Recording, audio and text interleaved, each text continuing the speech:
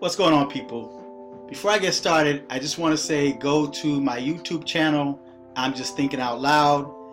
Fearless J 1111, and subscribe.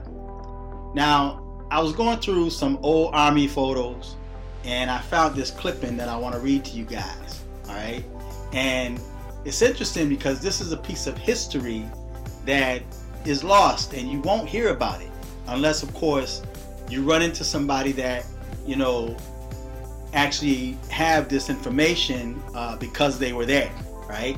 But I'm going to read it quickly for you guys. Company B, 1st and 26th Infantry pulled duty on the edge of Iron Curtain. It says, you have to be patient with me because I don't have my glasses with me, so I'm kind of straining without my glasses.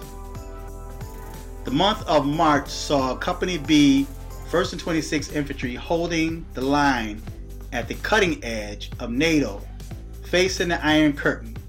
From March 11th to April 4th, this vanguard of 104 soldiers performed a border augmentation mission for the 1st Squadron, 2nd Army Cavalry Regiment.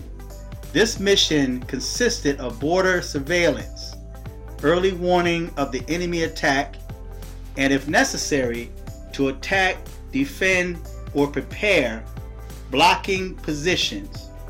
Prior to deploying, Company B underwent extensive preparation and testing to qualify soldiers for the execution of their mission. Border operations took place 24 hours daily for almost 4 weeks.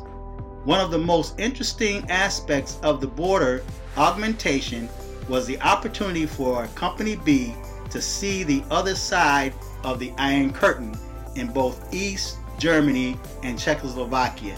Now, in videos of the past, I spoke briefly about how we accidentally crossed over the Czech border by accident. We had to hurry and get back over there quickly, because Germany is separated by, at that time, a little border stone. It looked like a little gravestone in the ground. So we crossed over that by accident, so we had to kind of rush and get back over, on the safe side, so to speak, right?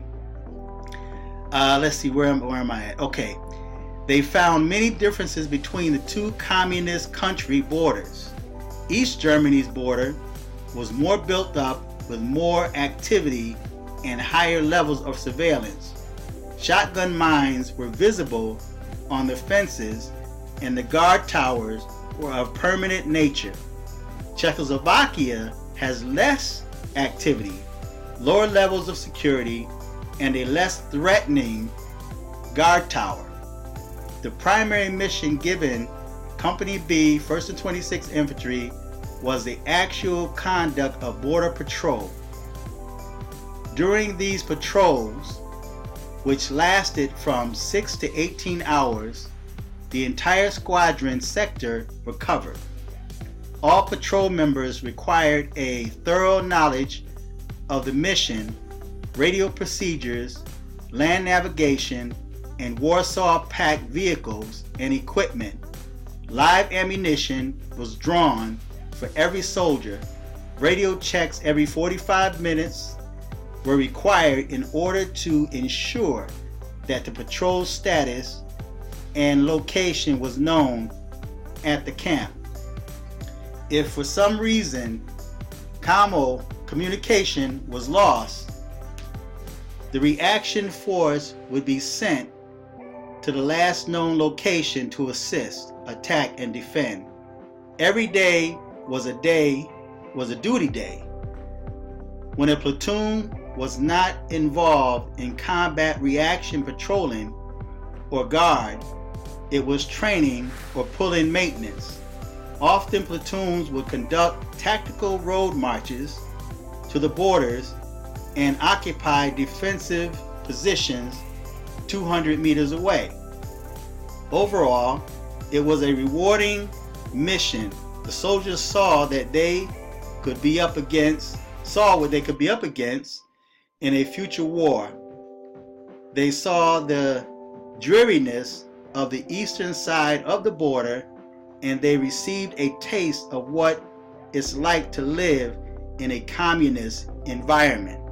So this is historical information right here that you're not really going to find anywhere, unless of course you look it up and it's somewhere on the internet, or of course somebody like myself that's been there, that's got this as somewhat of a souvenir, right? So it's just interesting. I was in a furniture store not too long ago, and me and this guy is in there. I had my veteran hat on, and he just sparked up a conversation. And then when I showed him this, guy went crazy. He was like, he says, I gotta have a copy of that. Could you please send me a copy of that, right? Because this is a piece of history that you guys really just don't hear about, you know? So when they talk about Border Patrol, man, I know exactly what goes on over there, man, because I was there, you know? I pulled Border Patrol many nights, right? And I have a photo I'm gonna show you guys where there was a Jeep accident. That night, actually, I was on, because we had like, I think it was an hour on, hour off, or 2 hours on, 2 hours off, something like that. And I was tired, man, and I had asked, I had switched position with another guy, and he took my position. And that night, the Jeep, went over into a cliff. I have that picture still, and I'm gonna show you guys in the next video. So feedback, tell me what you think. This is a piece of history that I took part in. So feedback, tell me what you think. Until next time. I'm just thinking out loud.